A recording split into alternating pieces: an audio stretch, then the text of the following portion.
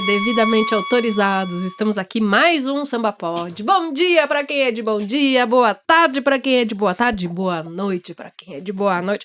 Quem gosta de uma batucada, porque a conversa de hoje, é de batucada também, viu? Tem batucada. Tarcísio Zanon, tudo bem? Tudo Samba bem. Pod? Pode muito, com certeza. Marquinhos? E aí, gente, tudo bem? Como é que vocês estão? Mais um Samba Pod, mais uma vez agradecer a todos vocês pelos feedbacks. Lembrando que somos uma produção Batuque Digital TV, estamos aqui no Estúdio Rastro, nosso amigo Dani Dia, Voz do Além, nosso produtor disso tudo aqui, é maravilhosamente incrível. Tarcísio já elogiou a cenografia Isso do aí. estúdio, inclusive, responsabilidade de Na Dani frente de Dani, inclusive falou, nossa, se emocionou mais uma vez. E é isso. Hoje vai ser curtinho, a gente já vai direto já à pergunta inicial. Tem muito assunto. Tarcísio, a gente começa querendo saber como o carnaval chegou na sua vida, ou você chegou no carnaval. Qual é a sua história? Eu acho que o carnaval, ele sempre... Primeiro, gente, muito obrigado pela oportunidade de estar aqui, maravilhosa. O carnaval sempre esteve na minha vida, né? O meu bisavô, ele tinha uma fábrica lá no interior do estado do Rio de Janeiro. Eu sou de Cantagalo, mais especificamente Santa Rita da Floresta, que é o segundo distrito de Cantagalo. E ele tinha uma fábrica de chapéu de palha, né?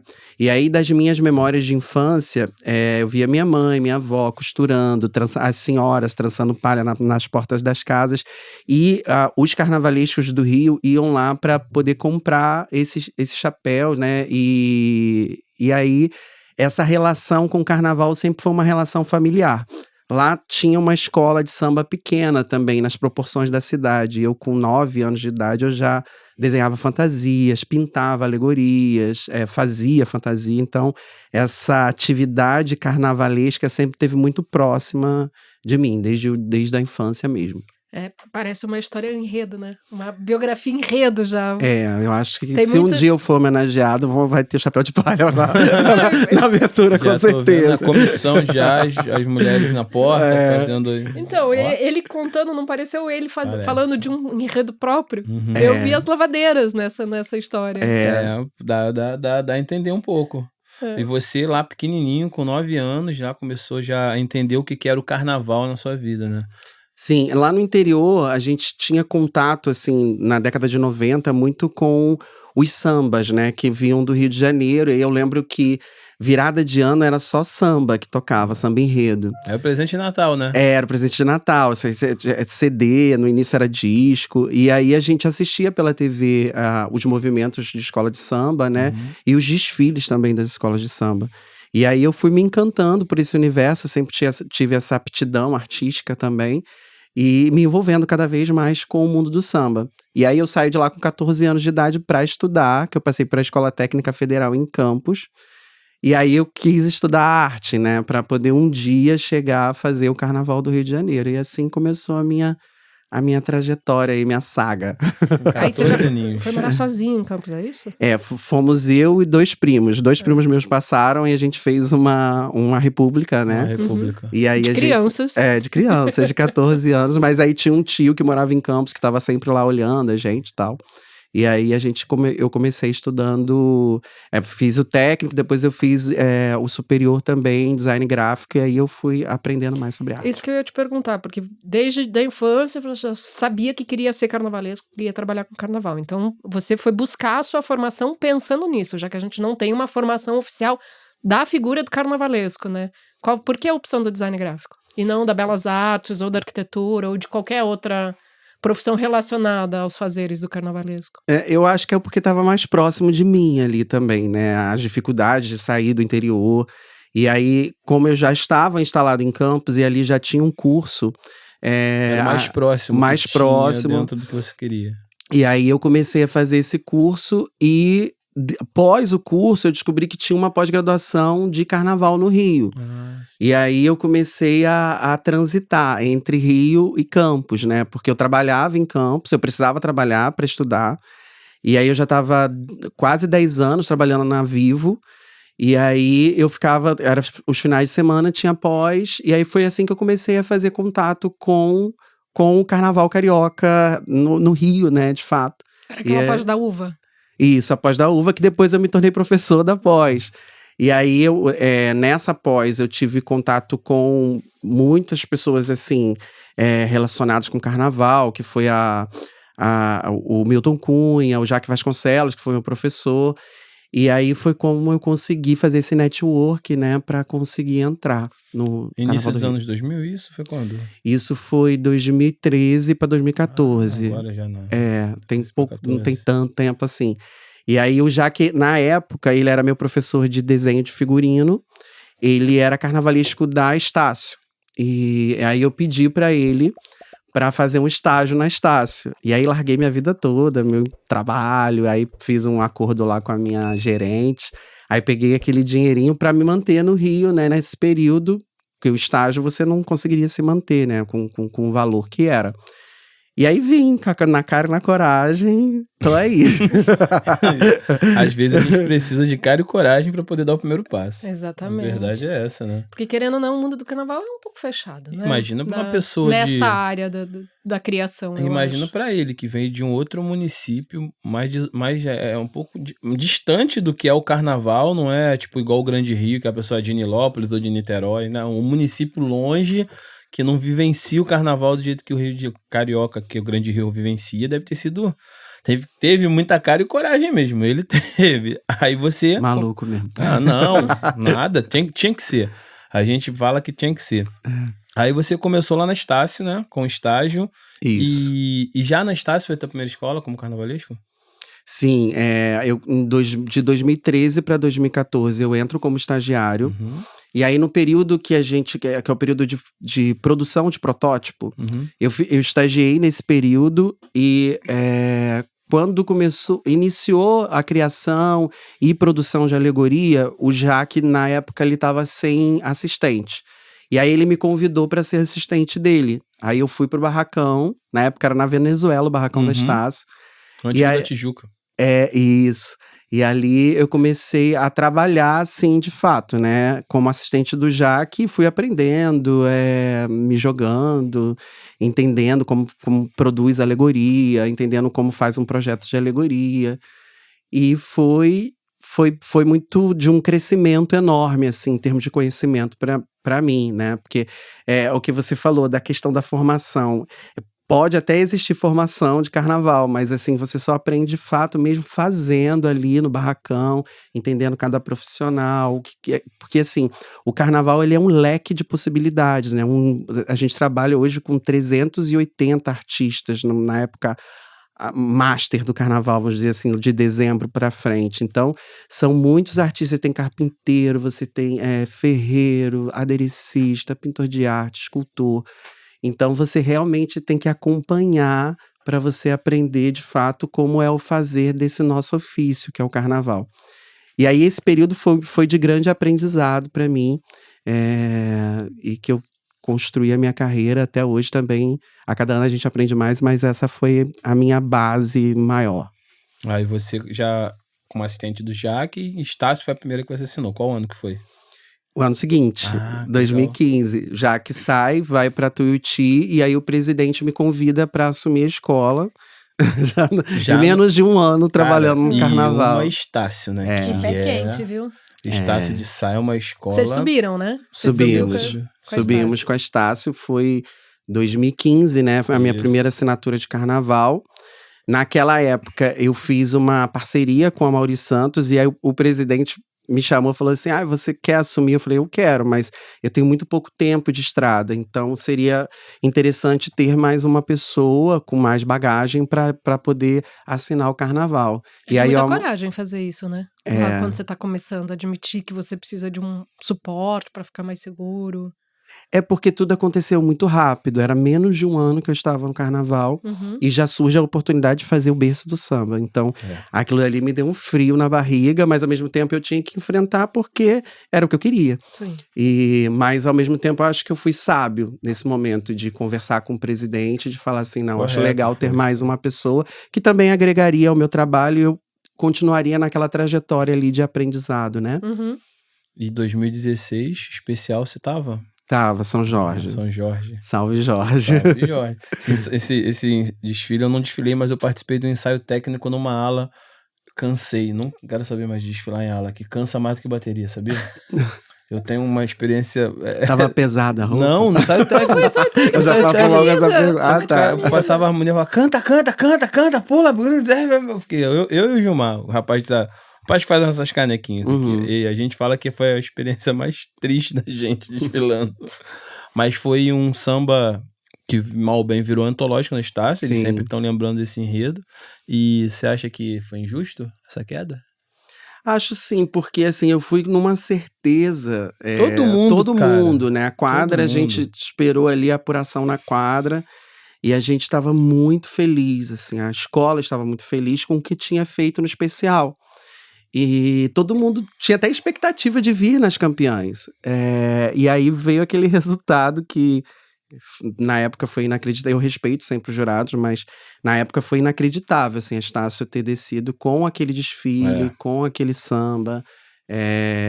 Mas aí foi aquele primeiro baque, né, do Isso que eu ia perguntar, o carnaval. artista Zá não ficou baqueado mesmo? Tipo, tomou um balde de água fria nesse... Então, Que ganhou e já caiu, né? Eu fiquei imaginando seu psicológico, como é ainda novo, né? E o artista novo, que foi pensar assim, 2 anos praticamente de carreira, assim, já tomar o primeiro baque. Talvez se tiver uma pessoa que não tem um psicológico... Da euforia um psicológico pra depressão, preparado, assim, ele toma e fica. Como é que foi? Então, na época, o Chiquinho Espinosa tava na equipe, né? Sim. E o Chico, como eu te disse, lá na década de 90, a gente assistia na TV. O Chico, pra mim, era também um ícone, né, do carnaval.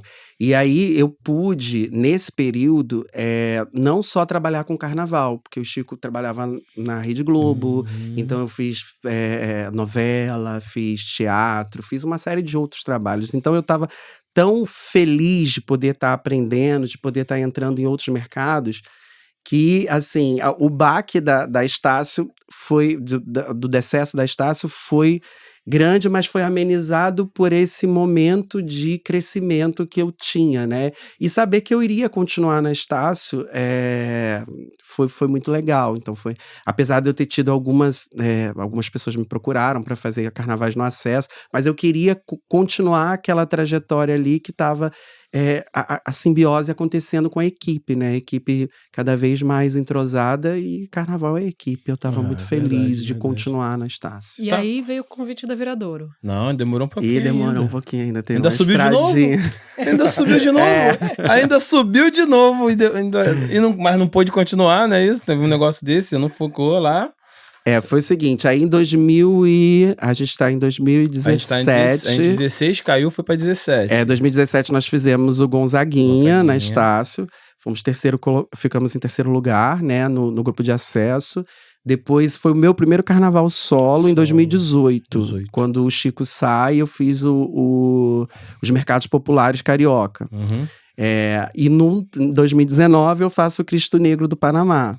Que aí sim a escola sobe de novo. E foi pra mim assim um divisor de águas realmente na minha carreira. De um amadurecimento, né, artístico, de equipe, e que ficou marcado. A gente saiu da apuração com todas as notas 10, assim. Foi um desfile que marcou a história da escola também. Eu me lembro de estar passando na Marquês de Sapucaí, a gente idealizou aquela comissão de frente, né? Que foi sinistro. Todo mundo... E parecia assim... As pessoas choravam muito. Me abraçavam e choravam. Choravam então no Sambanete, se eu não me engano, ganhou um Sambanete. Na apresentação as pessoas estavam chorando, imagina o desfile. E ali foi muito legal, porque assim, quando a gente idealizou a comissão, fizemos todos os testes, era tudo muito simples, a escola não tinha muito recurso, mas a ideia era muito legal.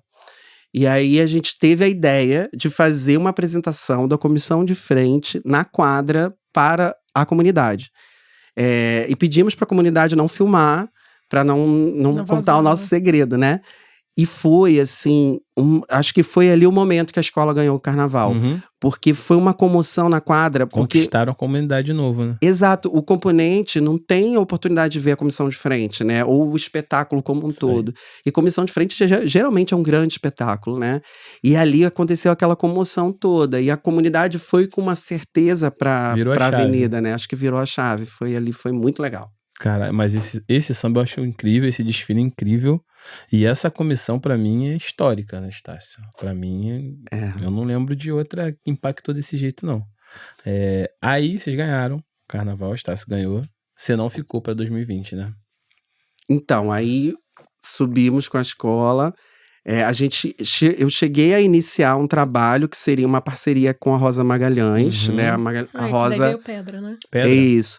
A Rosa, quando a Rosa entrou, ainda não tinha essa questão da pedra, né? Uhum. Depois que surgiu esse enredo. Ela que Era trouxe. areia, ainda era areia. Não, brincadeira. Daí veio o raio, chegou, Isso. virou a pedra. Não, do era areia. Eu cheguei a ter algumas reuniões com a Rosa, na casa dela, umas 2, 3 reuniões. A gente tava num pensamento de enredo, e aí eu tava nessa época trabalhando na Record também, fazendo a novela Jesus. E aí eu me lembro de estar no ônibus, e aí eu olhei o celular, um site de carnaval, né? Paulo Barros sai da Viradouro. Eu falei, gente, como que o Paulo sai da Viradouro? Vice-campeão do carnaval. Aí eu falei, isso deve ser fake news. Aí eu fui vendo os outros sites. Aí realmente, Paulo Barros sai da Viradouro. E todas as escolas de especial já estavam fechadas. E aí eu fiquei assim, gente, eu juro que eu senti assim no meu coração, assim, naquele momento. Será que eles... Porque não tinha quem fazer, assim, dos grandes carnavalescos. Paulo saiu da Viradouro foi pra Tijuca, não foi? O Paulo foi pra Tijuca e ele tinha fechado, acho que o Gaviões em São Paulo também. Ele saiu pra fazer Gaviões, a Tijuca ficou sem, ele foi Tijuca. Ele foi pra Tijuca. E aí eu fiquei assim, cara, será que eles vão olhar pro campeão do acesso? Aí eu cheguei na Record, o Márcio Moura, que é um amigo meu que trabalha na Viradouro, né? Até hoje trabalha comigo. Sim. Ele me ligou e falou assim, Tarcísio, você gostaria de conversar com a Viradouro? Aí eu, na hora, meu Deus. Aí eu falei, claro, tenho vontade sim. Porque eu sabia que a Rosa já estava na Estácio, então ela com a genialidade dela, ela daria conta do trabalho, né? E aí eu fui conversar com o seu Marcelo uma semana depois. E aí veio a ideia de fazer o trabalho junto com o Marcos Ferreira, que na época a gente estava vivendo uma vida juntos, né? E aí a gente fez a dupla e começamos o trabalho com a Viradouro em 2019 para 2020. Começaram essa história incrível aí que você tá seguindo aí, genialmente. E aí já propôs a lavadeira. Então, a gente foi com 3 enredos, assim. O primeiro foi do... A gente fez as ganhadeiras de Itapuã. O primeiro foi ganhadeiras, desculpa. Isso, as lavadeiras. Lavadeiras, certo. A gente geralmente, como funciona ali na Viradouro, né? A gente traz 3 propostas de enredo e aí eles escolhem uma. E eu me lembro que, assim, naquele ano, eu já iria fazer as ganhadeiras de Itapuã em uma outra escola que eu tava negociando. E seria Tananã de Alma Lavada. E aí eu tava com aquele sentimento de fazer ganhadeiras, assim, era um enredo que eu e Marcos tínhamos, né? E aí, quando a gente levou pra Viradouro, o Marcos gostava mais de um enredo, a gente comungava de um outro enredo, e as ganhadeiras era a terceira colocada, assim, no nosso ranking. Tem que levar 3? Vamos botar só pra encher aqui o papel e tudo certo. E levou. E aí eu acho que foi as ganhadeiras também que foi essa virada de chave, porque quando a gente apresentou a musicalidade delas, a história delas, é genial isso. Os presidentes ficaram assim, encantados. E aí na hora eu falei assim, olha, Viradouro de Alma Lavada. Aí eles, poxa, Viradouro de Alma Lavada. Era aquele momento que a escola precisava, né? Isso. Porque se for pensar na ordem cronológica da situação da Viradouro, veio isso, né? O Brilho no Olhar voltou, o Brilho no Olhar continua, e fez o desfile de 19, que foi um desfilaço de vice-campeão. Estava de alma lavada, né? E a Viradouro volta pra 2020 de alma lavada, depois de tudo que aconteceu. Isso aí foi genial. Puta sacada. E aí a escola se sagra campeã, né? Naquele ano que foi apertado, né? Segunda de domingo, isso é histórico. Histórico, porque nunca aconteceu, né? A segunda não. A segunda de domingo ser campeã. Agora, nesse sistema novo, eu não sei como é que vai ser, né? Essa divisão. Já vamos chegar lá. Segunda de domingo, segunda de segunda e segunda de terça. Já vamos chegar lá. Acho que agora vai ser mais difícil. Vai ser mais difícil. Mas a gente tá aí pra tudo, né? Pra brigar, pra fazer o nosso trabalho. Eu queria que você falasse um pouquinho sobre o carro da sereia. Porque trabalhar com água é sua especialidade, né? Acabou você virando. É o carnavalesco aquático da marca. Agora é aquariano, né? Então acho que a água agora tá na minha vida. Agora é. Então, foi um surto, na verdade, aquilo ali. Total. Foi um surto, porque eu tinha a ideia de fazer a sereia, né? Queria fazer com um aquário gigante. Na ideia, seria até um pouco maior o aquário. E aí, a gente começou a se esbarrar em vários problemas, porque tecnicamente ninguém no carnaval e ninguém no mundo tinha feito um aquário móvel, né? Com aquela quantidade, 200 toneladas de água. E aí eu comecei a procurar pessoas que pudessem nos ajudar. Eu fui no Aquarrio, aí o técnico falou que a gente era louco, que aquilo era impossível de fazer. Aí procurei alguns profissionais do carnaval, o Pina, que trabalha com acrílico, o Berg, que trabalha com engenharia, para fazer esses cálculos, e todos eles, assim, muito receosos, né? Isso é impossível, não sei o quê. E aí eu fiquei com um projeto assim, ó. Fiz assim com o projeto e comecei a imaginar alguma outra coisa, junto com os meninos, né? Que eram da comissão de frente. E aí, eu me lembro de um dia, o Dudu Falcão, que é o nosso diretor. Ele não sabia da ideia, isso era uma ideia muito minha, ali junto com o Marcos, fechado, conversando, né? e Você com queria os ter meninos uma da comissão de base frente, pra com o apresentar. Neural e com o Jaú. E aí eu fiquei com o projeto assim, eu falei, já tava tentando e nada. Aí o Dudu chegou, ele falou que tinha ido num trabalho na casa dele, na casa de santo. E aí a entidade falou com ele o seguinte, que era para passar pra gente, pra mim e pro Marcos, que precisava acontecer o que a gente estava imaginando, que seria uma pessoa envolta de águas para a escola se sagrar campeã. Me arrepiei todo. Tô todo Não, arrepiado. Eu também. Caralho. foi desse jeito. Aí ele chegou na sala, eu tava com o projeto aqui, eu me lembro como se fosse hoje. Aí eu fiz assim, olha isso aqui, Dudu. Eu fico toda arrepiada até hoje. Olha, Os de três novo. aqui, então acho que o povo de casa Thiago também lá vai fora ficar. falou, Thiago vai mandar no grupo assim, me arrepiei. Foi sinistro. E aí, naquela hora ali, poxa, eu recebi um recado espiritual, né? De uma coisa que tava na minha cabeça e que o Dudu não sabia. Aí foi quando a gente começou a lutar realmente, junto com o projetista, pra conseguir viabilizar. E aí eu contei essa história pra todos os profissionais envolvidos. E aí todo mundo se imbuiu daquilo ali e a gente foi. Não tem como. Virou uma missão, É, né? pô. Virou uma missão e muito difícil, porque na época a gente teve um problema com a água do rio, né? A fornecedora de água, e todos os testes que a gente fazia, a menina não aparecia. Foram vários problemas, na verdade. A gente precisava de uma atleta de apneia negra do balé aquático da seleção brasileira. Só tinha uma negra. Ela era evangélica. Então a gente teve que fazer um trabalho de convencimento com ela, com a Ana Gil. E ela veio. Caraca. Aí teve o problema com a água não ficava turvando. Aí a única coisa que a gente conseguiu fazer para resolver era comprar água mineral, um caminhão-pipa, que começava a turvar em mais ou menos 1 hora, que era o tempo de desfile. Sim. Então a gente sabia que para o desfile a gente teria que ter um caminhão-pipa com água mineral para colocar antes do desfile, e até o finalzinho ia começar a turvar a água. Esse era um outro problema. E a gente só conseguiu fazer o teste, que foi mais mágico ainda, o teste geral, dando tudo certo no dia 2 de fevereiro, dia de Iemanjá. Meu, eu me arrepiei de novo. E aí foi quando tudo realmente deu certo. E aí foi histórico, né? Quando a sereia aparecia, eu me emocionava. Foi a imagem do E a carnaval. galera vinha junto, foi muito, muito legal. Foi. Foi mais um marco aí. Eu me arrepiei de nonovo. Não, Quando é tem uma que imagem... ser, tem, não adianta, cara. Isso aí, carnaval, por isso carnaval me encanta, sabe? Mas não foi sorte, não, foi bastante macumba. Não, E bastante trabalho, E né? bastante trabalho. Você ficou falando, eu fiquei pensando na Trabalho das quantidade duas de formas. especialidade. Né? É quase um carnavalesco cientista nesse caso, né? Pô, mas- Engenheiro, cientista. mas a gente conversou com o Priscila e com o Rodrigo, ela falou que pra conseguir o efeito da rosa, né, na comissão de frente, contrataram um profissional pra isso. Contrataram Teve um físico pra físico pra nos pra ajudar. poder. E mesmo assim, ela falou que o físico chegou e falou: cara, é difícil. Contrataram um cara especializado, e o cara falou: cara, isso é quase impossível, mas conseguiram. Aí vocês foram campeões de carnaval, veio a pandemia, vocês não fizeram os convidas que tinham que fazer. Quem tá fazendo agora é a gente. Quero agradecer aí a todo mundo. E como foi esse 1 ano sem carnaval, cara? Cara, foi muito tenso na época, né? Mas foi o período que eu mais estudei também, então isso foi bom. Acho que todos os profissionais, assim, que pensavam... Eu estudava todo dia, também sou designer. Estudava todo dia eu caía dentro de alguma coisa e via que todos os meus amigos estavam fazendo isso. Fiquei curiosa, o que você estudou durante a pandemia? Eu sou curiosa pelas referências. Enredos. Tem uns 15 enredos aí que a gente apresentou na época. Mas foi um período muito complicado, porque a escola tinha acabado de ser campeã, e mais uma vez a roda gigante, né? Uhum. E aí vem a pandemia, a gente não consegue nem comemorar, todo mundo com medo dentro de casa, aquele Isso início aí. de pandemia a gente não conhecia nada. E ao mesmo tempo a escola foi campeã quase que um empate com a Grande Rio.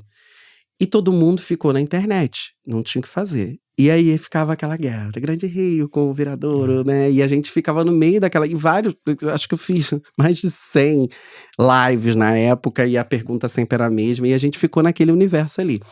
E aí, no meio dessas pesquisas que a gente, nesse período, ficou fazendo, aí eu descobri a questão do carnaval de 1919, que foi o carnaval pós-pandêmico, que foi, assim, considerado o maior carnaval de todos os tempos, que é o pilar do carnaval do Rio de Janeiro hoje, né? Aquele carnaval foi...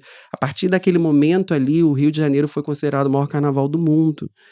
E foi pós a pandemia da gripe espanhola. Aquilo me deu uma força de tipo, a gente vai enfrentar tudo isso e o próximo carnaval vai ser o maior carnaval de todos os tempos. Aquele enredo dialogava comigo muito, com aquele momento, e me dava muita força para seguir. E aí a gente apresentou essa proposta de enredo, dentre as 15, foi com certeza aprovada, porque tinha muito a ver com o momento. E a gente ficou 2 anos desenvolvendo esse trabalho. E eu acho que vale aqui falar sobre o cuidado que os nossos presidentes tiveram com a gente, assim, nesse período, assim, com todos os profissionais da Viradouro. Eles fizeram um esquema todo econômico para poder todo mundo ter o seu salário, se manter nesse período.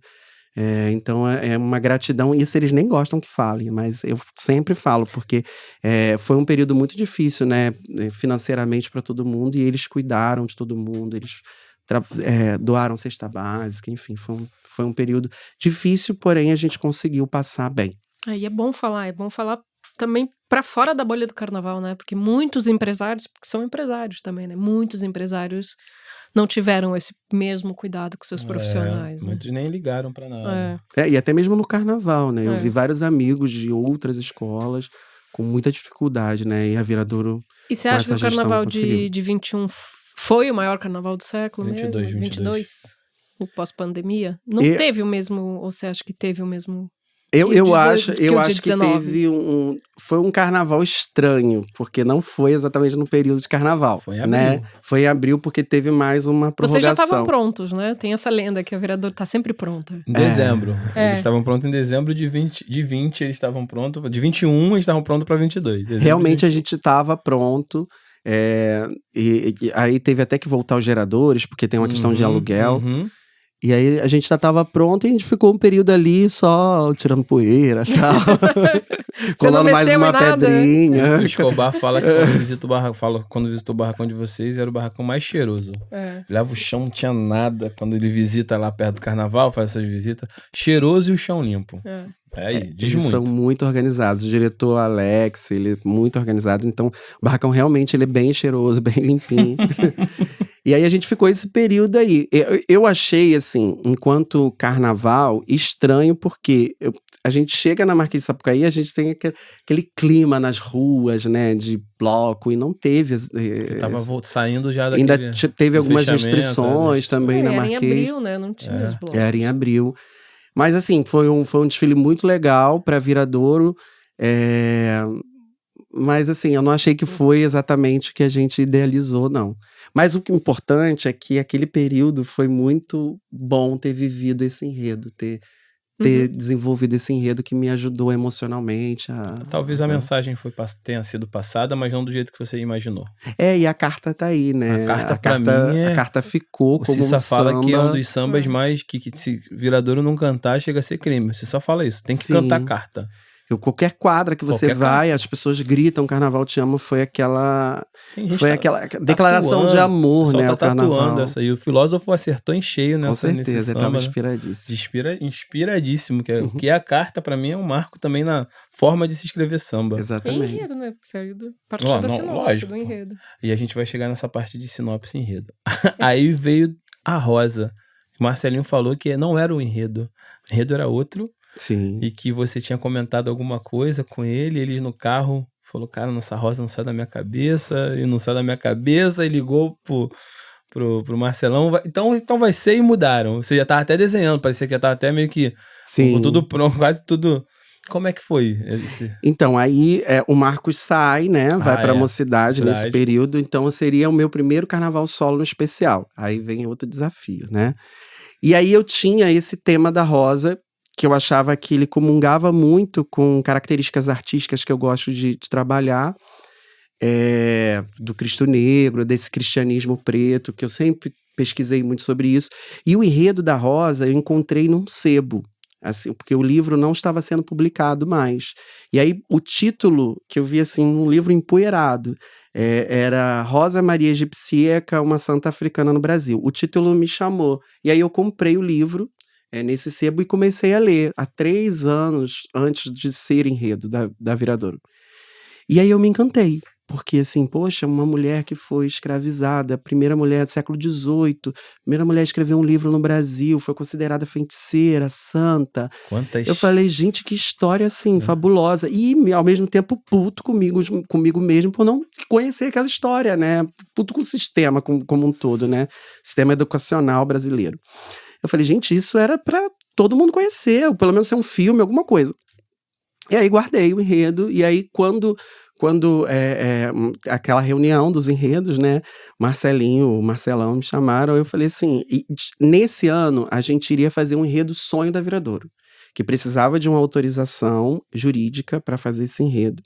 E aí o Marcelinho foi no advogado assim, de direitos autorais, o melhor, conseguiu a autorização para fazer esse enredo, que eu não vou falar, né, porque um dia a escola vai fazer. Vai vir. Ó, coloca aqui no comentário qual o enredo tu acha que é. O enredo Sonho da Viradouro. Era o enredo Sonho, assim, da escola. Conseguimos a autorização e eu lembro da gente sair do escritório do advogado. Saímos eu, Marcelinho, Alex, diretor. E aí eu já tinha apresentado a Rosa. E o Marcelinho fala assim, cara, conseguimos, né? Eu falei, cara, conseguimos. E eu já tava desenhando outro enredo. Aí ele falou assim, mas a Rosa não sai da cabeça da gente. Ele falou. Aí ele virou, você tem certeza que você quer fazer esse enredo? Eu falei assim, você não acha a Rosa bom? Eu falei, se eu não achasse bom, não tinha nem trazido essa proposta, né? Aí eu falei, então vamos fazer a Rosa. E aí, ali naquela conversa, almoçando, já surgiu o título do enredo. Eu falei assim, o título tem que ser Rosa Maria Egipsíaca, porque ela já é a grande história, né? E foi um boom, assim, no Google, quando lançou Rosa Maria Egipsíaca, foi a mais procurada. Eu assisti 10 documentários só do dia que até a outra semana.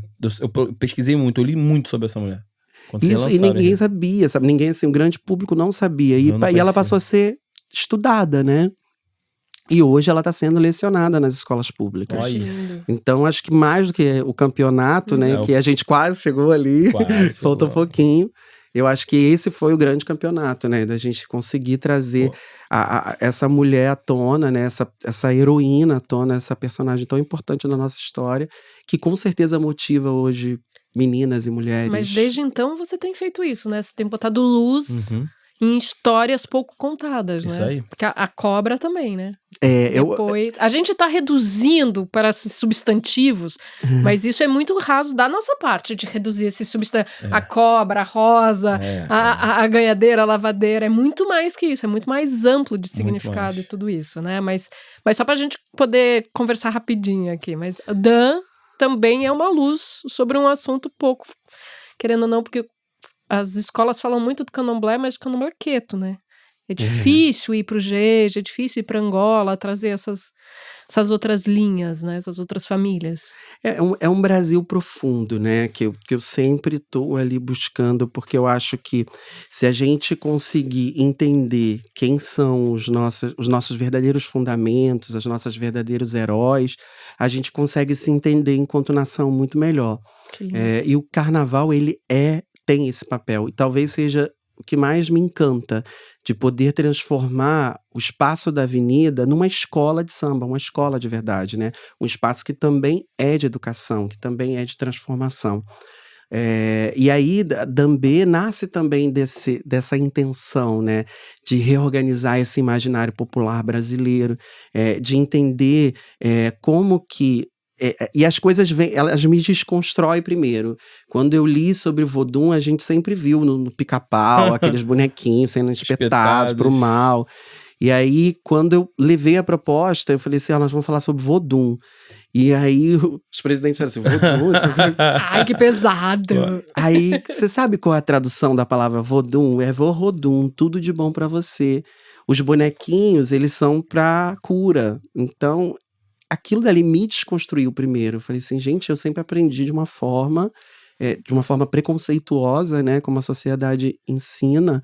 E ali eles gostaram. Aí eles falam, gente, isso é muito legal. E esse enredo foi o enredo mais difícil que a gente fez, porque ele não tinha um livro, a gente precisava compilar vários fatos históricos com a oralidade, conversar com as casas. O João Gustavo louco, coitado, que eu falei assim, amigo, como... E a gente tendo que construir essa narrativa, né? Amarrando essas informações. E quando a gente esteve no Bogum, que é a Casa de Santo Centenária lá em Salvador, foi assim, de uma luz, porque aí a gente descobriu a Ludovina, e depois a gente descobriu que a Ludovina era uma guerreira Minô que veio do Daomé, desses povos fons, e veio com a missão de construir casas de santo. Aí sim a gente falou, aqui tem um enredo, né? A gente tem um início, porque na minha cabeça era só o Vodun e o Dambê. E aí a gente não tinha uma narrativa, porque era muito difícil. É uma religião, né? Ou um conjunto de magias, eu gosto mais de falar assim, que não tem muitos registros, é muito fechado. E aí, é uma opção deles ser fechado, né? Sim, é uma opção deles. E aí, quando a gente pediu pra Mãe Índia jogar os búzios, e que os búzios... Me lembro de estar assim, ela aqui, eu, Marcelinho, Alex e o João Gustavo. Quando ela jogou, os 16 búzios viraram. E isso ela afiou. Eu já tinha esse entendimento. E ela deu um grito, assim, porque isso é uma coisa rara de se acontecer. Ela afiou. E os filhos de santo que estavam na casa, no salão maior, começaram a gritar, ela afiou. E a gente andando na rua ali do engenho, as pessoas gritando, alafiou pra Viradouro. Parecia cena de filme. Alafiou pra Viradouro. E quando a gente desceu, apareceu o arco-íris. Eu fico toda arrepiada. Eu falei, gente, não tem como. Acho que tá mais que alafiado, né? É por aí que a gente vai seguir. Foi lindo, assim, esse dia, esse momento da gente sentir que a energia estava aberta para essa manifestação, né? E aí a gente teve todo o cuidado de não folclorizar a religião, né? De não falar sobre o que era secreto, porque existem rituais que são internos, né? Então a gente ficou só no limite do que poderia ser público. E isso deu um trabalho, assim, de conversa quase que diária com as casas, tanto que seja um D quanto com o Bogum, na figura da Mãe Índia. Então foi muito enriquecedor esse período. E eu acho que esse desfile, ele culmina com algo que é tão maravilhoso e tão histórico, que quando foi no desfile das campeãs, que quebrou o carro da Imperatriz, naquele meio tempo ali foi o tempo para aparecer um arco-íris. Na abertura da escola. Então, foi a primeira vez na história, talvez, do carnaval, que você tem uma manifestação da natureza comprovando de que aquela oferenda, de que aquela procissão, né? Que nós fazemos uma procissão. Foi recebida. E foi sem chuva. E sem chuva. O arco-íris nasceu por nascer. Para provar que Dambê recebeu aquela oferenda e já era campeã, entendeu? E o mais engraçado, inverteu a escola. A gente tá falando do Vodun do infinito, né? Não existe início nem fim. Então a última alegoria entrou como abre-alas. Então é marco, né? É pra gente entender que a gente precisa respeitar a energia, respeitar essa ancestralidade. E tá aberto, né? Porque você é completamente aberto a todos os sinais, né?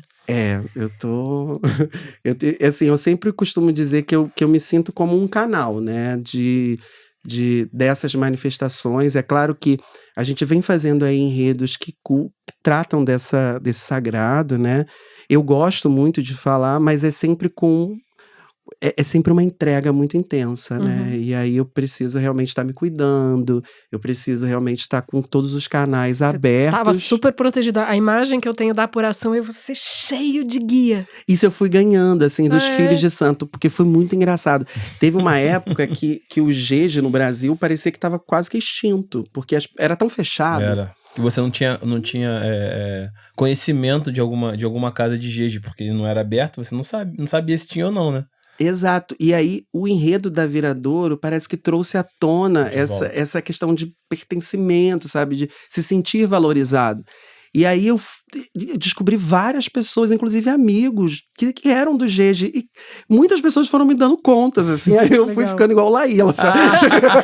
Não, é muito bonito. Ele de óculos cheio Igual a Laíla, cheio é muito de... bom. Eu E também- aí, tudo que me falavam pra fazer, eu fazia. Tipo, tem que fazer isso, tem que usar essa conta, tem que lavar. Eu fazia tudo, pra não ter Você problema. não segue nenhuma, então. Enquanto religião, né, eu sou católico. Mas, assim, eu sou o católico brasileiro, né? Exatamente. Que tinha pezinho lá. O pé aqui. É, No dia 23 vai na igreja e come a feijoada de algum. exatamente. Entendi. Eu queria falar só nesse desfile do Dante. Aí o enredo tá pronto aqui, tô falando. Várias, Eu tô vendo, as estrelinhas com o chapéuzinho. É o enredo do Tarcísio. Eu quero falar de técnica também, de matéria, de técnica, de pesquisa, porque eu vi que você fez um uso do acetato, né? Aqueles que não são o pachorô, aqueles sininhos de acetato dourado, prata, os cones, né? aqueles cones, coisa mais linda, aquilo que foi para alegoria também. Mas eu queria falar de uma outra imagem que me pega muito nesse desfile, que é a Égile. A Égile é minha amiga, que é uma passista Maravilhosa. da Viradouro, que veio a quantos metros? 15 metros de altura? Eram 13 metros de altura. 13 metros de altura. Ela não parecia amarrada, ela pulava, saltitava, era uma guerreira. Parecia que ela estava incorporada lá. Coisa mais linda, assim. Então, Égile, um beijo pra você, minha amiga. Essa imagem eu até publiquei, assim. Porque às vezes você vê, né, aquele povo... Pô, eu tenho medo de altura, Aqui, então... ó, É. Santo Antônio aqui, segurando Santo Os Antônio. destaques lindos, e aí tá naquele queijo, não sei o quê, Largo morrendo de Santo medo, não Antônio consegue pra nem cantar. nada aqui, ó. Que é plausível, você entende, né? Isso. É. Se eu tivesse lá em cima, estaria desse jeito, me borrando toda, segurando aquele Santo Antônio, rezando mesmo. E ela, nossa, eu acho que veio na imagem, né? Da guerreira, de tudo. Pra mim, ela era a imagem da guerreira muito forte. E a cobra, né? A cobra da comissão foi a vedete, né?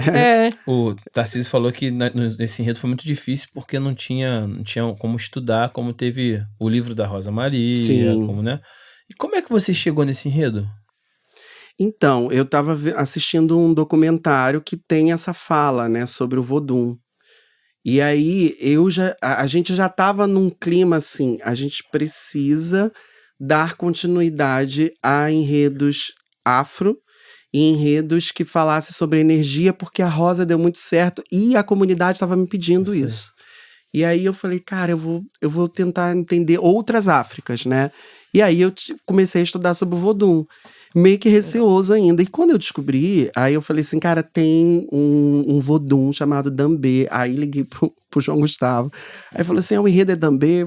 Ele falou assim, Tarcísio, mas o que tem sobre Dambê? Eu falei assim, é a serpente sagrada africana do Benin.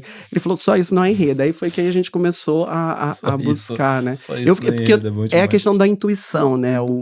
O João sempre fala isso comigo, assim, Tarcísio é muito intuitivo, eu fico muito ligado, assim, no que as pessoas querem ver aquele ano e que, de fato, tem uma mensagem saudável. Eu acho legal você falar da Égile, porque a Égile também foi mais uma questão, assim, porque a gente queria que fosse a Viola. A Viola Davis que fez a Mulher Rei, né? Sim, a gente tentou de várias formas, mas não conseguimos trazer a Viola. E a Égile é a cara da Viola, né? E a Égile é uma mulher de carnaval. Sim. Aí eu fiquei assim, gente, a Égile vai fazer muito melhor a Viola do que a Viola faria naquele lugar. A Égile vai ser uma Viola muito melhor do que a própria Viola. Naquele lugar ali de samba, naquela altura, a Viola não ia fazer aquilo tudo. Ele ia ficar no Santo saía Antônio pulando. E foi muito legal. Foi muito legal também o processo também da cobra, né? Dos pesquisa, testes, né? pra gente chegar naquela cobra da comissão de frente. Foi um processo muito legal. Que um compositor levou pra gente um brinquedo que ele ia usar na apresentação dele, né? E aí eu falei assim, me dá esse brinquedo aqui. Aí eu levei o brinquedo pra Priscila, levamos pro Nildo, que é o profissional de Parintins. Vamos tentar reproduzir isso grande, com skate e tal. E primeiro parecia um jacaré, depois parecia uma lagartixa, por fim apareceu aquela cobra que deu tudo certo, né? Que agora ela tá Ela tá viajada, Tá, né? a gente foi pra Bahia junto, a cobra. Você sabe foi. que tem uma brincadeira interna minha e da Priscila, Rodrigo, que desde o início eu chamava ela de Anitta. Eu falava assim, essa cobra vai ser tão famosa quanto a Anitta. E até hoje, entre a gente, eu falei, a Anitta tá aí, olha, deixa... A Anitta, vou falar Anitta, então vamos acabar. A cobra no desfile das campeãs de Niterói, nosso desfile, que Na pra rua. mim foi o nosso desfile das campeãs, que a comunidade precisava, e a gente precisava daquele desfile aí pra poder fechar o ciclo da comunidade, que abraçou a gente lá no começo e abraçou naquele... A cobra, quando entrou com a faixa de campeã, pra mim, me quebrou total, ganhei meu dia. Foi a cobra de faixa de campeã nas costas, assim.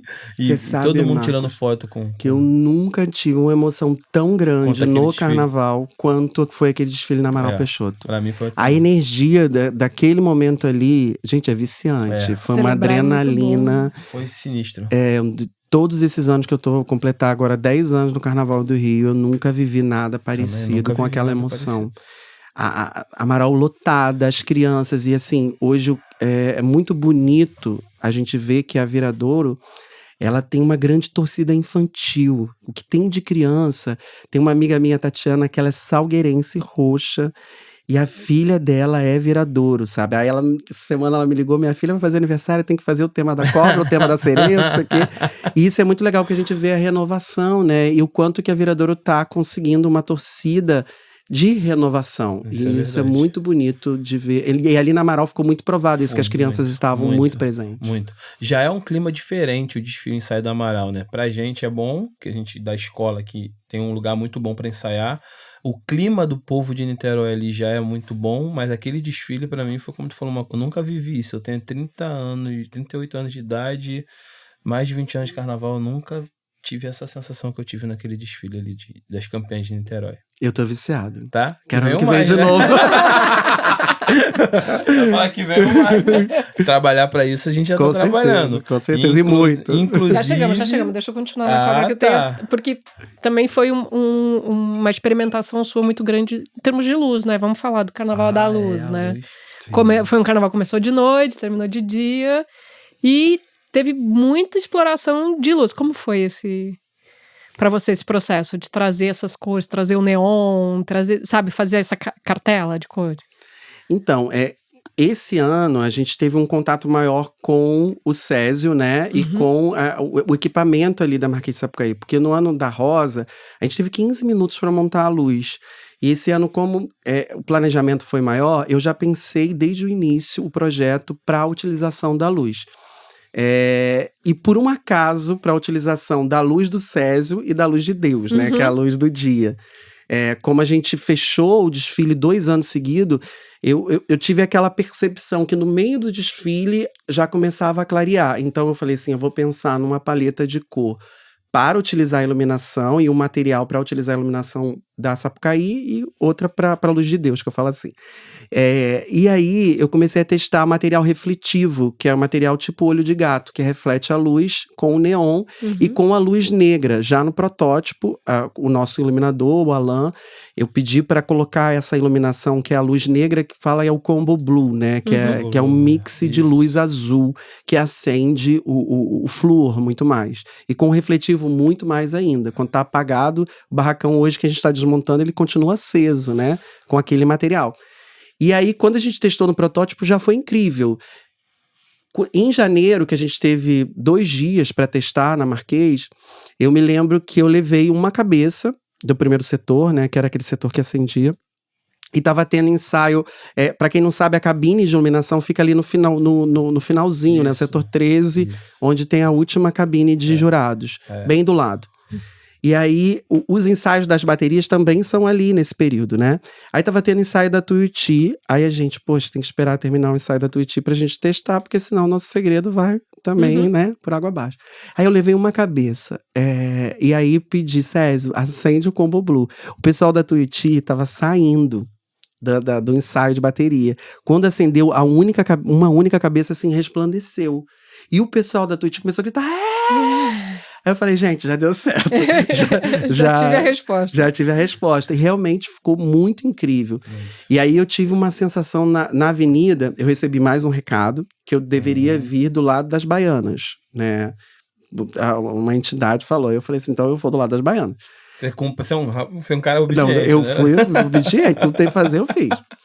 E aí, eu tava do lado das baianas quando elas não sabiam que ia ter aquele efeito. Então, quando acendeu o Combo Blue e que a roupa delas acendeu, elas ficaram loucas, assim, uma gritando, a gente tá acesa, e foi lindo de ver. Então, a entidade, acho que ela queria me dar esse presente, Sim, né? Assim, de ver as baianas tão felizes ali com aquele efeito, com aquela surpresa também. E aí, aquela energia que tava nelas, com certeza irradiou, né, pra toda a avenida. E você também, a gente conversa muito de carnaval fora daqui do Samba Pode também, né? E eu falo pra todo mundo que você tá criando uma tendência. A tendência de cabeça da escola nessa palheta. E os carros que antigamente eram 3 chassis pra poder entrar, aquela loucura de joelho, vai e volta. Você consegue fazer uma coisa bonita, uma coisa bem feita, impactante. E não precisa ter 3 chassis pra fazer isso. Eu acho que todas as escolas vão seguir sua tendência. E esse ano eu tenho algumas coisinhas novas que esses testes que a gente vem fazendo foi muito legal. Por quê? Quando você tem 3 chassis, geralmente a alegoria você não tem um contingente muito grande de pessoas. Então acaba que você tem beleza, você tem suntuosidade, mas você não tem canto, você não tem vibração, você não tem gente. Você só tem beleza. E aquilo dali dá uma quebrada, assim, na troca com o público, né? E essa dinâmica de alegoria, alegoria, ou alegoria com muita gente em cima, cantando, isso deu uma vibração maior para a abertura da escola. Então, eu acho que essa tendência acaba que todo mundo vai começar a fazer aí, também. Diluir mais a alegoria para mesclar mais no desfile, né? Tipo, pra montagem da escola, fica melhor, porque não tem aquela correria de não tá entrando terceiro chassi para poder acoplar aqui. Tem menos risco. Sim. Porque se desacoplar ali, já dá um merdelê. E, cara, Cara, quem vê de cima, de frente, a escola, assim... Parece que cresce, né? Dá um visual até maior. Tu fala, caraca, olha como é que tá a escola enorme. Parece que a escola tá indo até lá... Não, você, na sua paleta de cores, você... deixa tudo... Cara, é impactante aquilo ali. Pra quem vê de cima, quem tem a oportunidade de ver, pega a câmera de frente, assim, da própria Globo do desfile, assim, tu vê o primeiro setor da escola, é absurdo. Obrigado. Não, eu que agradeço. Eu fico me sentindo.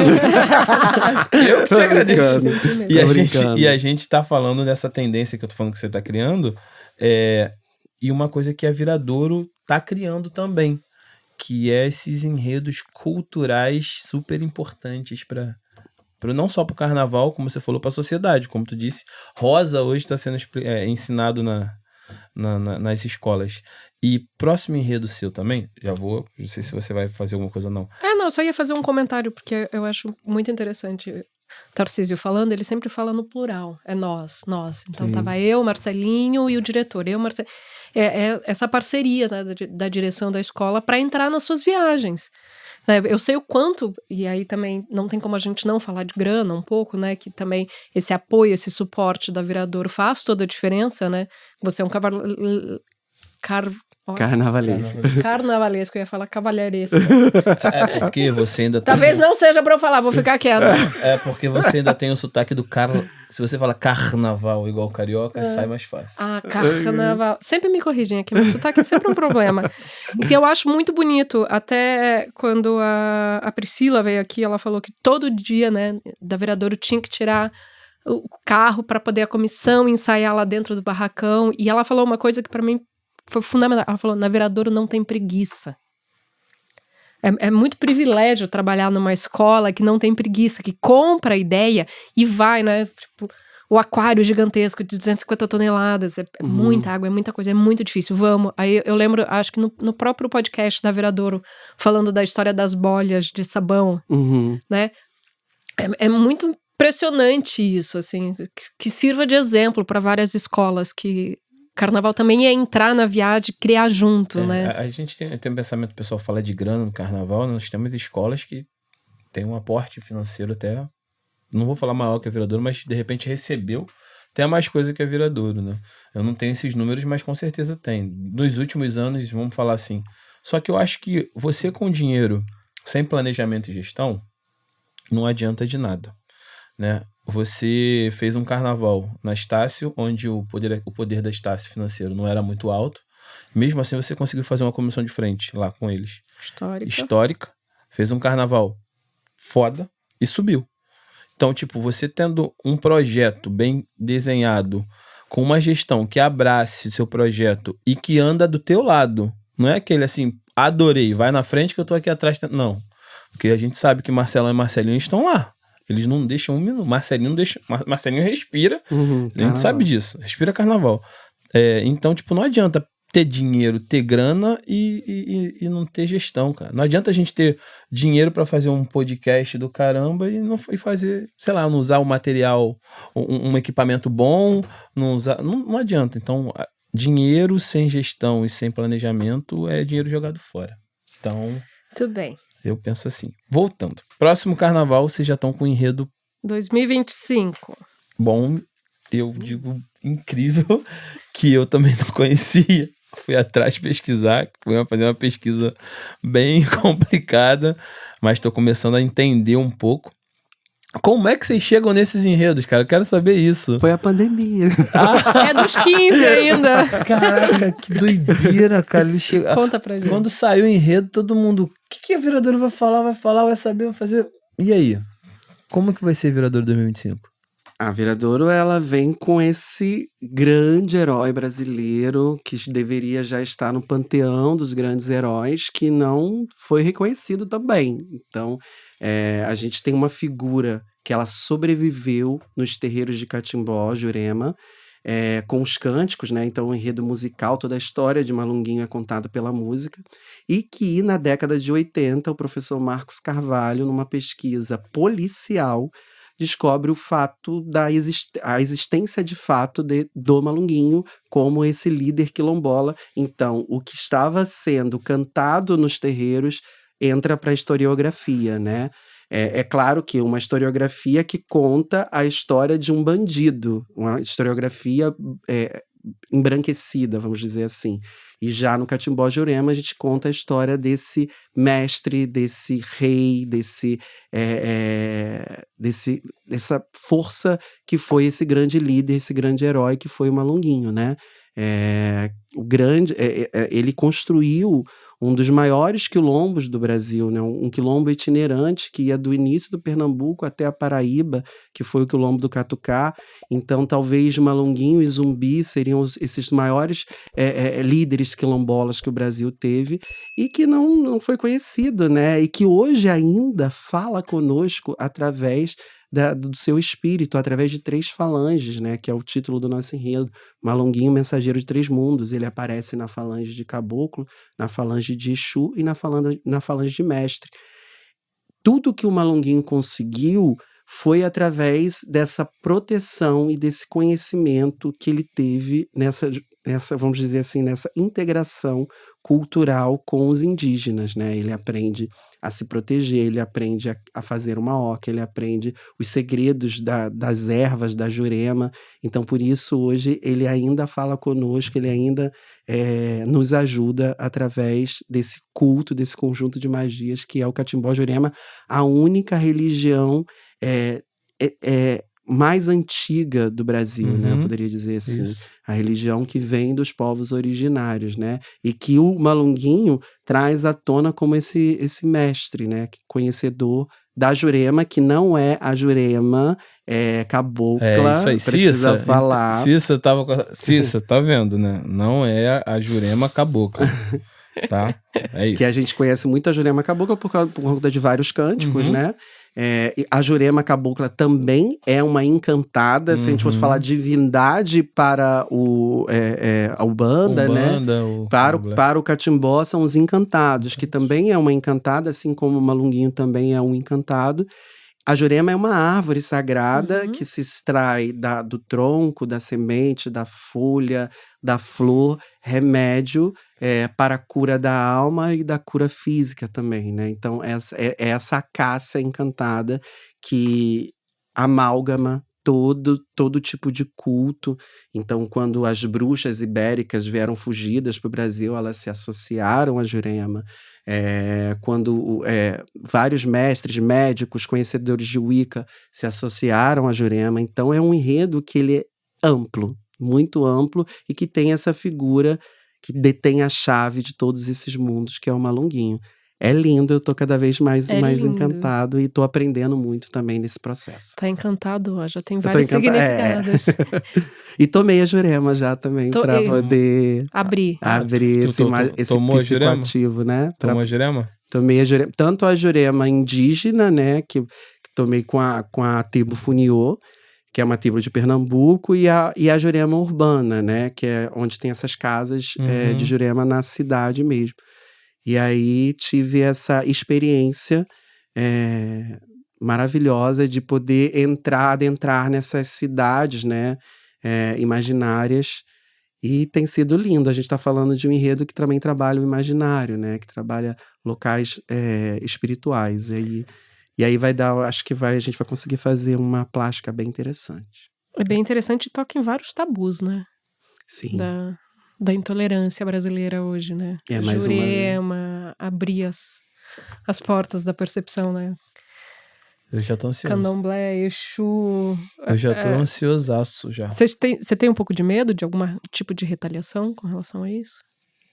Eu tenho medo de vilipendiar a imagem da história do Malunguinho. Uhum. Agora, em relação a preconceito, eu não tenho medo, não. Eu acho que, uma vez que eu assumi o papel de ser carnavalesco e de contar essa história, eu tenho essa responsabilidade, eu tenho que ter essa carcaça, né? Essa carapaça para poder enfrentar esse tipo de preconceito. E eu acho que, na verdade, mais do que isso, eu tenho a missão de desconstruir esse preconceito, né? De transformar as pessoas, que eu acho que é mais legal.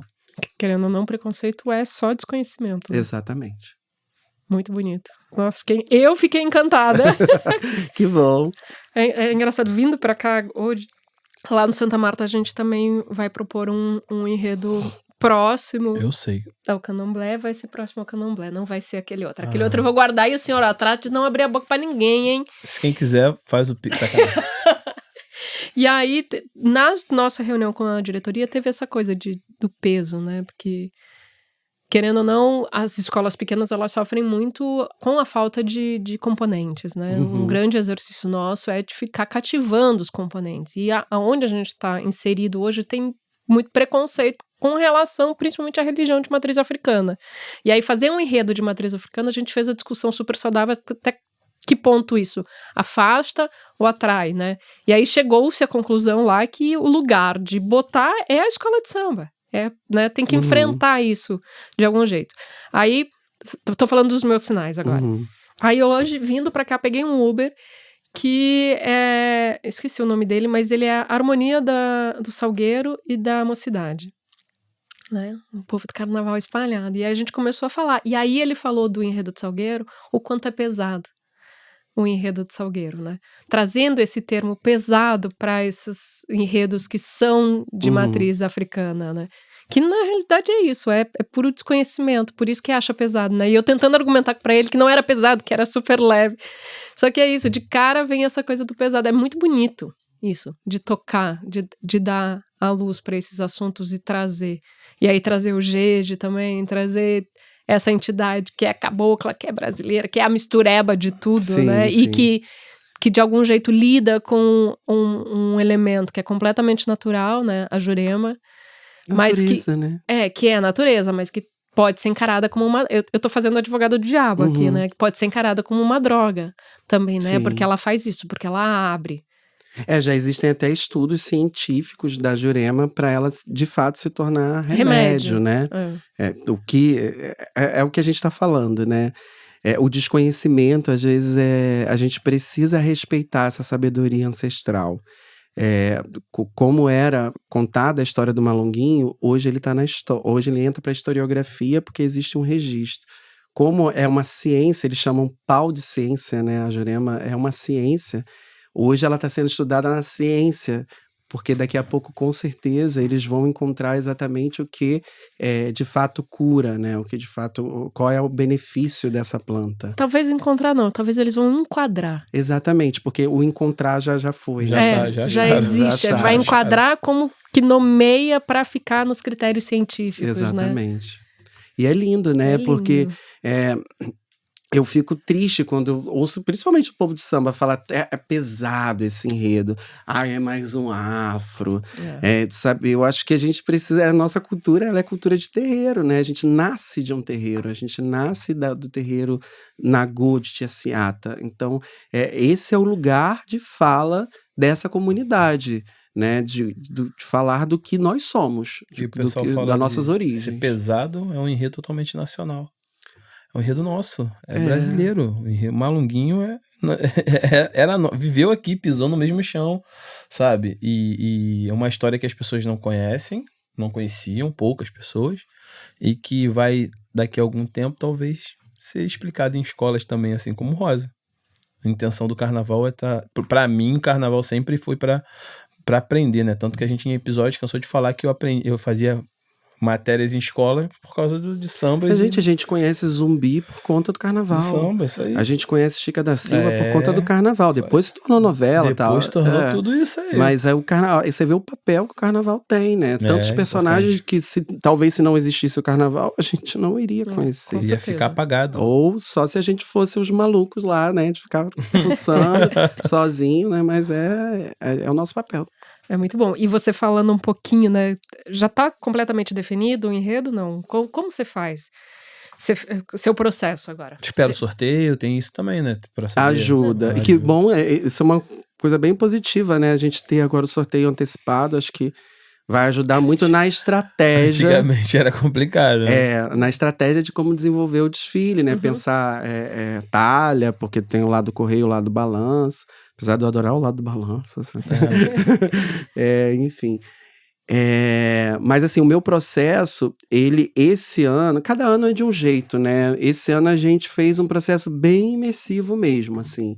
Como eu te falei, eu tive acesso à tribo, a gente foi em mais de 10 casas de Jurema, a gente foi na Biblioteca de Pernambuco, a gente está em contato direto com o professor João Monteiro, que ele é professor e ele também é juremeiro, né? Então ele tem uma pesquisa sobre isso. A gente esteve no arquivo de Pernambuco para conhecer esses registros. Então foi um processo de imersão muito grande. Então eu já venho na bagagem aí começando agora a desenhar, né? Fantasia, alegoria, com bastante coisa para contar, e ganhei muita coisa também teve até um episódio muito engraçado, porque uma das ferramentas do Malunguinho é uma preaca, que é tipo uma espécie de arco e flecha, né? E aí, a gente ia nas casas e fomos ganhando um monte de coisa. E aí, a gente ganhou uma preaca. Eu falei assim, gente, como que eu vou entrar no avião com uma preaca? Essa é uma arma. E aí, eu fiquei, cara, eu falei, Malunguinho, pelo amor de Deus, eu penso porque é um objeto de arte que eu preciso ter. E aí coloquei no fundo da bolsa, assim. Aí na hora que passou a bolsa, apitou. Aí eu tava cheio de coisas de catimbó, de Jurema, dentro da bolsa, né? Aí a menina virou pra mim e falou assim, o que tem aí dentro? É pedra? Não sei o que. Eu falei assim, olha, eu vim pra cá pra fazer magia. Eu sou macumbeiro. Aí eu abri. Quando eu abri, saiu aquele cheiro de erva. Ela, não, pode fechar. Aí eu, muito obrigado.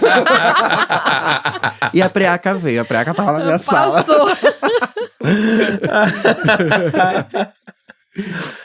Viu? Malunguinho ajudou a trazer. Ajudou, né? Com certeza. A gente falou do sorteio aí. O que você acha desses 3 dias? Cadê a luz de Deus? Eu não sei te dizer o que eu acho, assim. Eu acho que a gente precisa viver primeiro. É uma coisa primeiro. nova, né? Porque assim, como você desfilou em 23 como última escola, você teve meio que um laboratório já mapeado para horário de sol, horário da noite. Isso eu tô triste, assim, de não poder desfilar de dia. Então, acho Só se houver muito atraso, mas assim, não vai dar pra gente pensar nisso. Primeiro ano é complicado. Talvez nos próximos anos a gente consiga mais absorver a ideia de horários e de luz de Deus e de luz do Césio, podemos falar isso? A luz do Césio. Césio e luz de Deus. O que você acha desses 3 dias? Então, foi o que eu te falei. Eu acho que eu preciso viver primeiro para entender como que vai ser. Fico triste pelo fato de não poder desfilar de dia, de poder ter aquele... Acho lindo um desfile também clareando, como foi esse ano. Mas, assim, por outro lado, a gente pode utilizar e abusar mais da iluminação. Isso aí. Então, para os carnavalescos, aí é um prato cheio também, né? Poder Viajar muito, viajar mais em termos de materiais, em termos de iluminação. Então, tem alguns ganhos. E como vai ser a avaliação, é que eu tô mais curioso para saber, né? Porque a gente fala sempre que existe um comparativo. Por mais que os jurados, que eu respeito muito, falem que tem uma comparação. Que na regra não tenha, mas a gente sabe que tem, né? Tem, a gente Tipo, no sabe que regulamento não tem, a gente sabe que tem. Sabe que tem, porque não tem como não ter, né? Se eu fosse júri, eu também iria comparar, né? Porque por mais que uma escola passou muito bem, se a outra passou com um pouquinho a mais, ela tem que ter uma pontuação a mais, né? E aí... E agora o envelope sendo fechado depois da escola... Aí tem que saber como que eles vão dosar essas notas, né? Mas vamos, assim, acreditar. Nos últimos anos, eu acho que, assim, pelo menos a gente tem um consenso que as últimas campeãs foram, de fato, né? E então a gente tem que respeitar muito que o júri está fazendo um trabalho bem legal. Os jurados, eles estão num trabalho bem coeso, assim, nos últimos anos. Isso é verdade, né? Eu acho que nenhuma das últimas 3 aí, coloca aí, dos 3 anos. 3, 4 anos. 4 anos, né? Nenhum das campeãs aí foi contestado aí de alguma coisa. Talvez aquele, Viradouro, campeã com grande Não, às vezes tá muito próximo, poderia ser uma ou outra, né? Mas sendo isso. Essa, já contempla. Mas acho que as primeiras colocadas dos últimos anos, eu acho que tá sendo bem representada pelos jurados. Aí a gente vai saber da posição de desfile e começa aquele... A luz do sol, não sei se vai ajudar e tal. E o samba, tu espera o samba sair também para poder fazer alguma coisa ou não? Você sabe que um dos momentos que eu mais gosto são os momentos de tirar dúvida. Porque os compositores, você entrega o texto, né? Que também é um texto bem elaborado, mas aí eles vêm com a poesia. E aí sempre é uma troca muito interessante. E isso acontece justamente no período de criação. Uhum. E aí, muita coisa eu vou construindo não só do samba campeão, mas dos sambas e daquela pesquisa que os compositores também trazem. E esse ano a gente tem um enredo que é um prato cheio para os compositores. A gente tem um enredo que ele é totalmente musical. Então a gente está até pensando aí em uma coisa nova, a gente vai ter uma coisa nova na sinopse, dia 25, a gente fica atento, porque os compositores vão ter um momento de apresentação de sinopse totalmente novo. Vai ter uma sinopse musical, então, pelo jeito. Na verdade, não. A gente pensa em ter um glossário musical, né? Uhum. A gente conseguiu documentar pelo menos aí 50 pontos no Malunguinho. E aí a gente conversou com pessoas mais velhas, né, de 80 anos, pontos que as pessoas nem cantam ainda. Então a gente colocou ali os pontos para poder munir o compositor. Aí a gente vai colocar nas redes da escola. É um documento isso, né? Um documento. Eu lembrei de Mário de Andrade. É porque, assim, isso, se você não documentar, vai se perdendo, né? Porque as pessoas vão indo embora e aquela biblioteca inteira vai embora junto, né? Que é o nosso, eu sempre falo, é o nosso mal do carnaval, né? A gente não tem memória visual também, né? Pra gente, como carnavalesco, é muito difícil buscar as referências dos carnavais passados. Olha quantos carnavais, olha quanto de produção artística só do carnaval existe e aonde tá isso. É muito difícil, né? É urgente, é muito detalhe, um museu, né? é muito, exatamente. Que a câmera da TV, que querendo ou não, é o lugar onde tá tudo, né? No YouTube, você vai lá, vê os projetos também que se perdem, né? Tão bonito um projeto, o início, a alma da coisa. E a gente não tem um lugar documentado para isso, né? Acho que os departamentos culturais aí, essa ideia de museus, acho que isso tudo poderia ser muito mais bem arquivado, né? Não, e hoje, né, 2024, não tem como não, né? Tudo digital, é tudo fácil de guardar. Exato. Né? Eu já entrei em escola, assim, de você chegar lá e ver, assim, em cima de um monte de fantasia, um figurino do Renato Lage, sabe? Todo sujo, de a gente pegar e colocar numa moldura, sabe? O figurino do Renato Lage, sabe? A gente lá... Então, tudo se perde. Acho que realmente precisava de um trabalho de arquivo, de documentar mais esse embrião, né? E todo trabalho do carnaval precisa de mais cuidado. E a gente falou isso por causa dos pontos, dos 50 pontos que eles documentaram e vão disponibilizar pros... E aí não tem medo de influenciar os compositores? Dar referência sonora? Porque a gente falou nisso no Santa Marta ano passado, eu acho que mas... vai acabar vindo. Tipo, semelhante ao que a Imperatriz talvez fez esse ano, né? Teve uma parte ali que era referente a um ponto. Acho que vai acabar... E o conceito de plágio? Fica como? Eu acho que... É de domínio público, né? De domínio público. Não existe... Esses cânticos são ancestrais, né? Não se tem registro de quem compôs, né? Pra isso não entra, não. Tanto que já teve outras escolas usando pontos, própria Grande Rios, ou o Luar, né? Então, acho que vai acabar indo por esse caminho. Alguns compositores devem pegar desse gancho aí. Legal. E a essência do enredo, né? Acho que mais do que válido. Sim, a gente teve agora, 13 de maio, tem um samba da Rocinha que ele começa com Tire o preconceito do caminho que eu quero passar com a minha cor. Que é uma música Nelson Sargento, se eu não me engano. Sim, acho que sim. Tire seu sorriso do caminho que eu quero passar com a minha cor. A música é assim. Minha dor. A minha dor, desculpa, isso aí. É isso aí, a música é essa. Então, tipo, não rolou plágio na época, não teve problema. Que não teria problema agora. Você já, com esses 10 anos de carreira, né? Digamos assim, 2024 completou 10 anos de carreira, né? De carnavalesco, né? 2000, assinando Carnaval 2025. Você agora. Próximo, Pô, com o título ia ficar legal, né? Mas com tá certeza. Bom. Aí... Bicampeonato. 10, nota 10. Aí... Algum perrengue que você tenha vivido aí que tu fala, meu Deus do céu. Nossa, são muitos. Isso que é bom. Cara, mas tem um que eu acho uma delícia, assim. Um perrengue que é uma delícia, é bom demais. Não, porque no final deu tudo certo. Então foi um perrengue que no final deu certo. Então por isso que eu acho uma delícia de contar. Foi no Cristo Negro. Eu lembro da gente estar na concentração, a Estácio desfilava no sábado. E na sexta-feira, aquele ano, foi um dilúvio, assim, dilúvio aqui no Rio. E aí eu me lembro de estar na concentração, terminando as alegorias, e com água aqui quase na cintura, né? Na concentração. Caraca, 2019. 2019. Eu lembro foi desse aquele ano. As escolas de sexta quase não desfilaram, né? Atrasaram. Era um rio. 2 horas. Caraca, eu desfilei com água na canela. Foi sinistro. E aí, eu tava lá, né? E aí, a gente tinha uns kits, né, pra terminar a alegoria, rocama e tal, que é pra rocamar. Só que, assim, tudo ia quebrando por conta da água, né? Nada dava dando certo. Aí eu me lembro de, tipo, só faltava terminar o último carro, que tinha o Ismael Silva com uma grande asa. E aí eu precisava forrar o chão do carro. Não tinha cola, não tinha rocama, não tinha mais nada. E, tipo, já era 7 horas da noite, assim. E aí as equipes, eu fiquei assim, gente, o que eu vou fazer se eu não forrar? E toma-lhe água. Aí não, aí naquela hora, tipo, já tinha parado de chover, só tava uma chuvinha fina. Mas a água tava lá embaixo, né? Mas tava aquela chuvinha fina.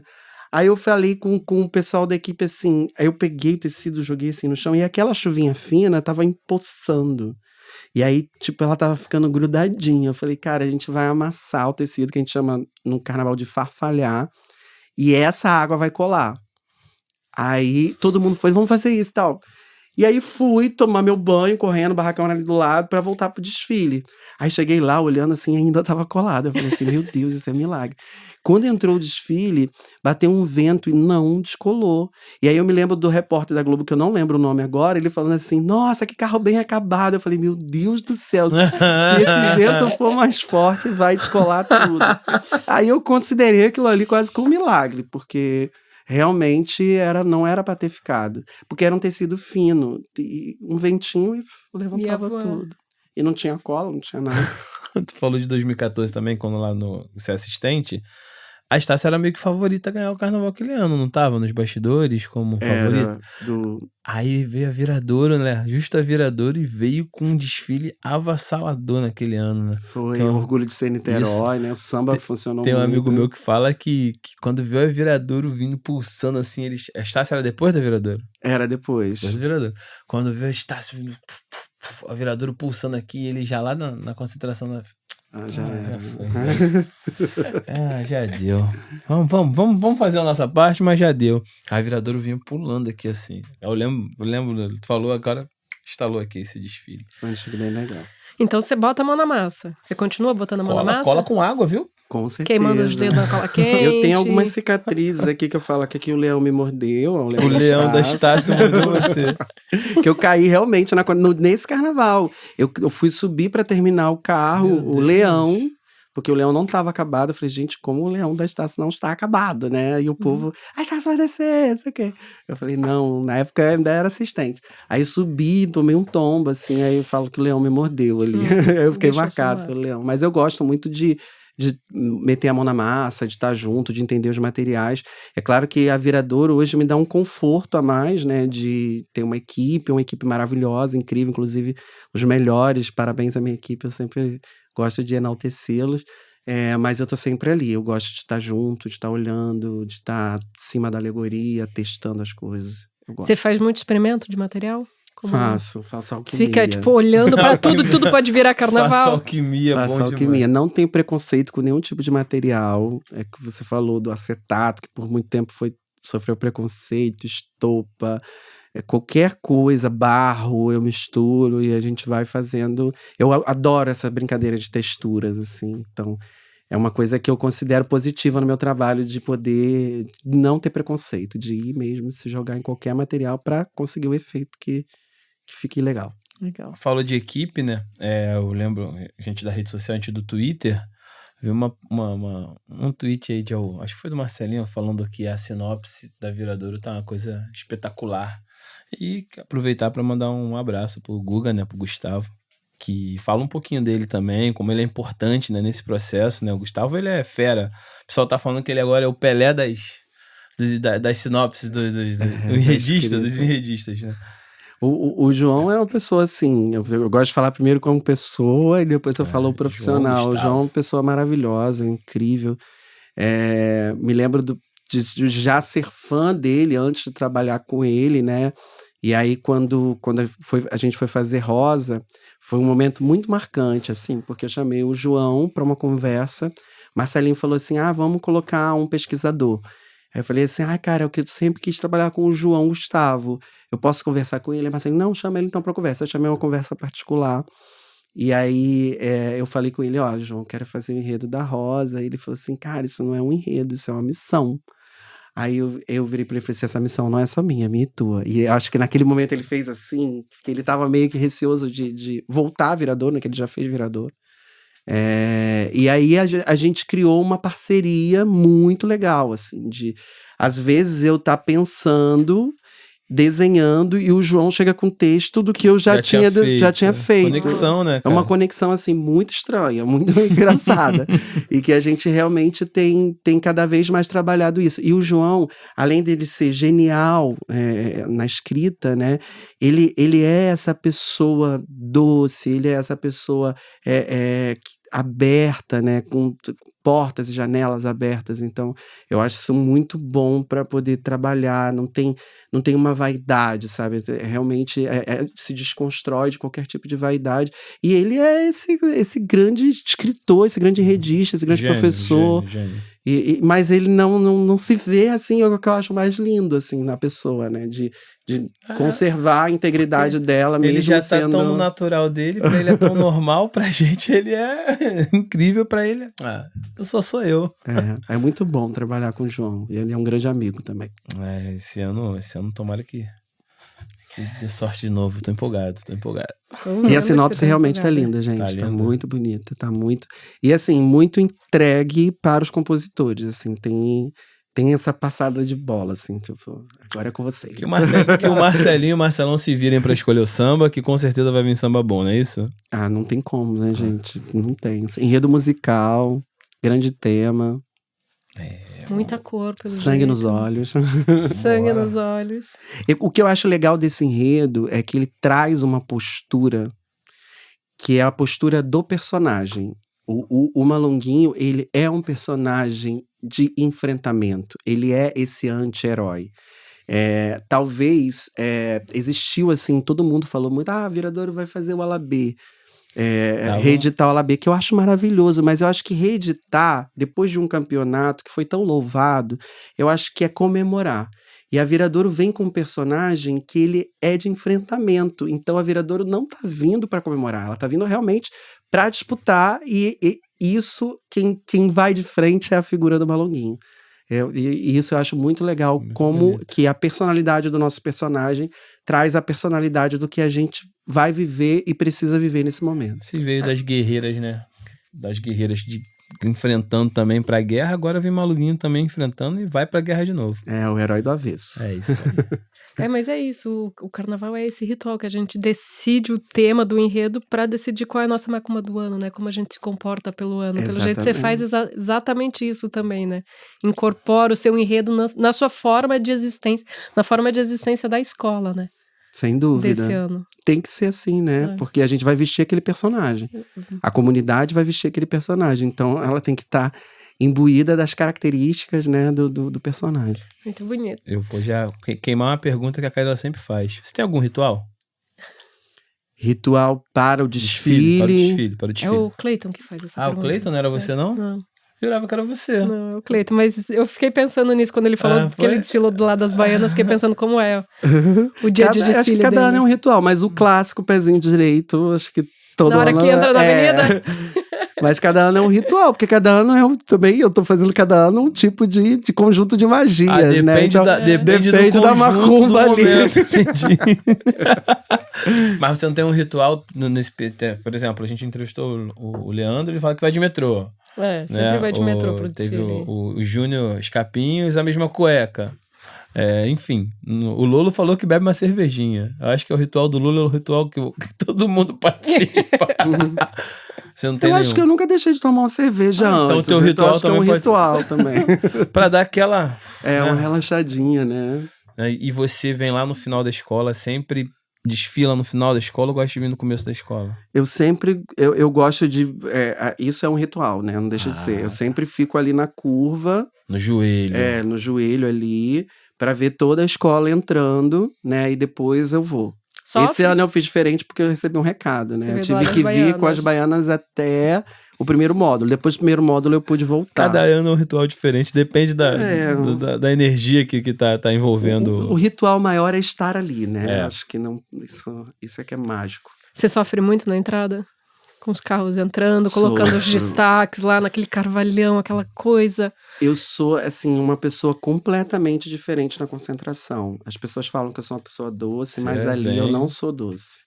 Eu sou muito estressado, muito tenso. Muito, né, cara? Às vezes eu posso dar uma patada sem querer, né? Porque ali eu tô muito compenetrado no que tem que fazer. Ali é a hora. Se você errar ali...